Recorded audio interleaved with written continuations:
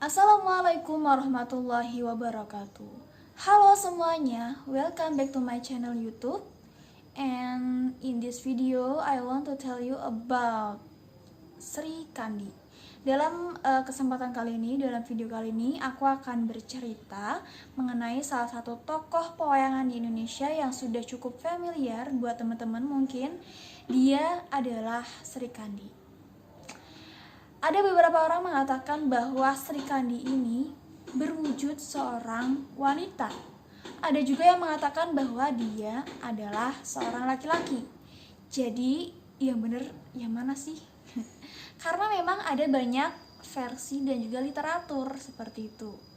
Daripada teman-teman bingung, yuk langsung aja kita ke ceritanya. Sebelumnya aku mau minta maaf dulu kalau misalnya video ini mempunyai suara yang tidak jelas, karena masih ada yang membangun rumah ya tetanggaku. Oke, langsung aja kita ke ceritanya.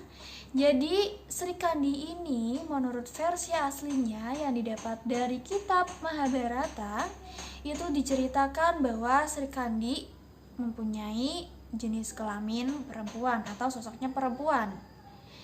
Nah, dia itu adalah seorang anak putri dari raja yang bernama Prabu Drupada dari kerajaan Cempolo.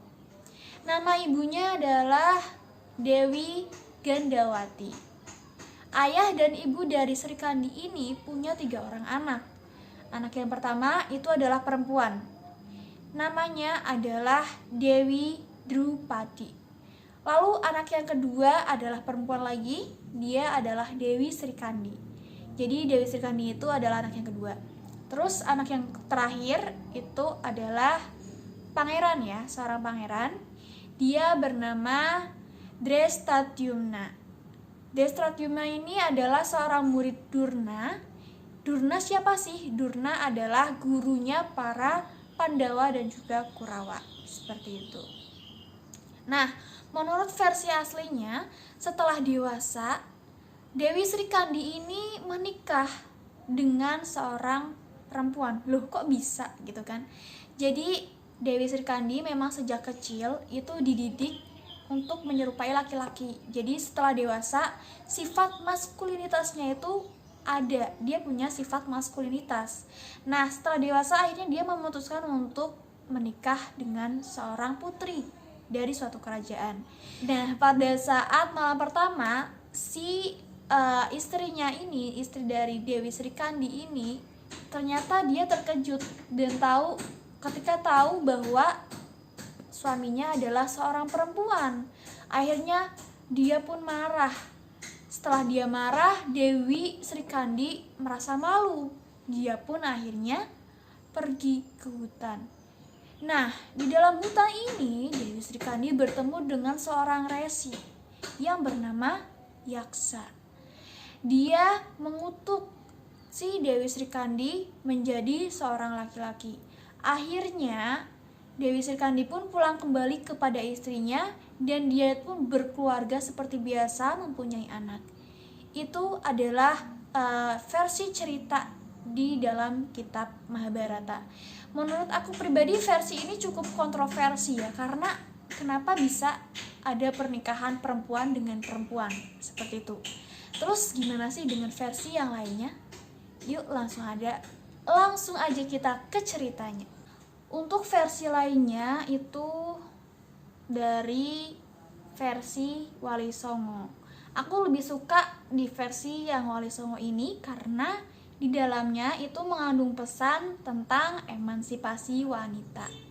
Terus gimana sih ceritanya? Yuk langsung aja kita ke jalan cerita. Jadi untuk silsilah keluarganya itu masih sama, ayahnya, ibunya, terus saudaranya. Nah, Dewi Sri Kandi ini kan anak yang kedua ya, putri yang kedua. Jadi dia itu berpikiran untuk tidak mau menjadi seperti kakaknya Dewi Drupadi. Kenapa sih?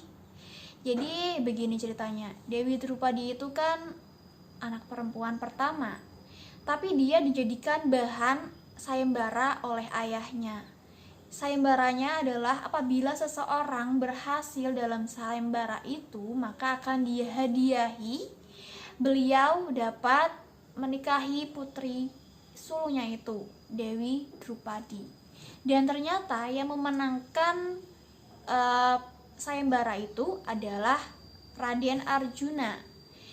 Akhirnya Raden Arjuna pun menikahkan ataupun menghadiahkan Dewi Drupadi kepada kakaknya Puntadewa. Itulah kenapa sebabnya istri dari Raden Puntadewa itu adalah Dewi Drupadi. Itu ceritanya jadi bersambung seperti itu. Nah, jadi Dewi Srikandi itu gak mau jadi seperti kakaknya karena menurutnya kenapa wanita nggak berhak untuk memilih sendiri dan malah dijadikan sebagai bahan sayembara. Jadi menurutnya tuh nggak fair seperti itu. Dia justru pengennya jadi seperti adiknya, laki-laki, Dhesthadyumna gitu. Karena laki-laki di zaman dulu itu kan emang lebih dihormati ya. Maksudnya secara pendidikan itu juga lebih diutamakan. Nah, sama ini kayak gitu. Zaman sekarang pun mungkin masih ada yang seperti itu.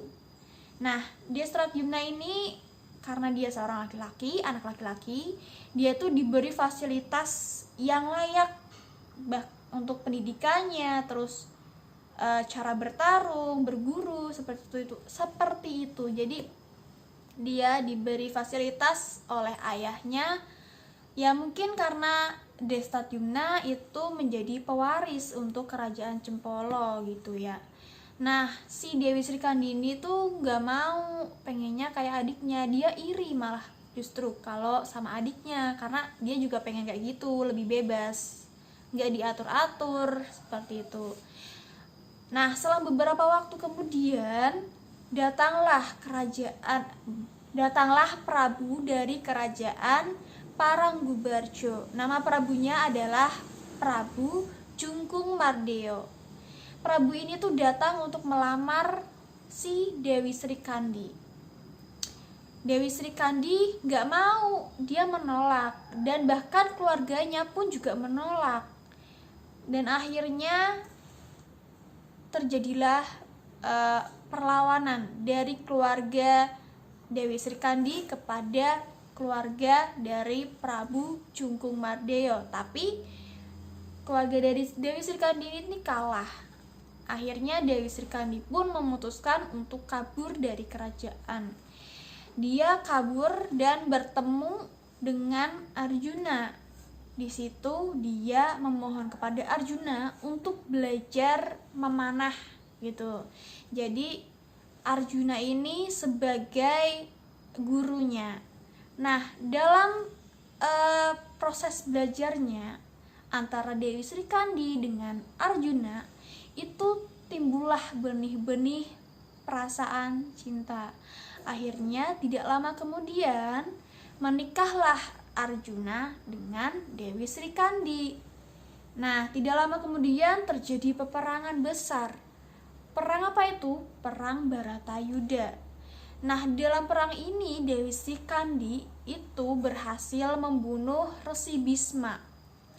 Jadi ada yang mengatakan bahwa Dewi Srikandi itu adalah titisan dari Dewi Amba yang mempunyai dendam pribadi dengan Resi Bisma.